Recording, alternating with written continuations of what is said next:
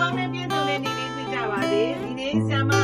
လူရင်းဆရာမအားလုံးပေါ့နော်မိန်းကလေးကြတော့ပိတ်စားချုပ်အောင်မှာဖြစ်တဲ့အတွက်ကြိုတင်ပြီးတော့ဒါတကြံအစင်လေးတွေပါဒါနှစ်စန်းတဲ့နေ့မှာဝတ်မဲ့အစင်လေးတွေပါဒါလူရင်းဆရာဆရာမများကိုလူရင်းဆရာမမပေးပါဘူးဆရာတွေကမပါသေးဘူးနော်ဆရာတွေကလာကုန်ပါပဲယောက်ျားလေးရတယ်ဒီမိတ်ဖြစ်တဲ့လာကုန်ပါပဲဆရာမပေးပါဖြစ်ပါတယ်မိန်းကလေးကတော့ချက်တော့မှကြာလာဖြစ်တဲ့အတွက်ကြောင့်မိန်းကလေးတွေကိုအရင်စပေးပါမယ်နော်ဒါဆရာမဒီလာမှာထားတဲ့အစင်လေးပါ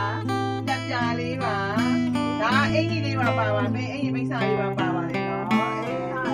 အလားရနော်တကြံအစင်လေးပါရပါပြီဆရာမချောလေးရပါပြီနောက်အချောလေးပါဒါအဖြူစင်လေးပါဒါအချောညာနေတာမဟုတ်ပါဘူးနော်အထက်မှာကြီးရပါတယ်ဆရာမကိုလာမေးပါပြေလို့ပြောပါမယ်နော်ဒါဒီစင်လေးကလည်းလှပါတယ်တကြံအစင်လေးပါပဲအင်ကြီးဖြူလေးနဲ့ပါဒါဆရာမဝင်းဝင်းမှာအပြိုကြီးပါ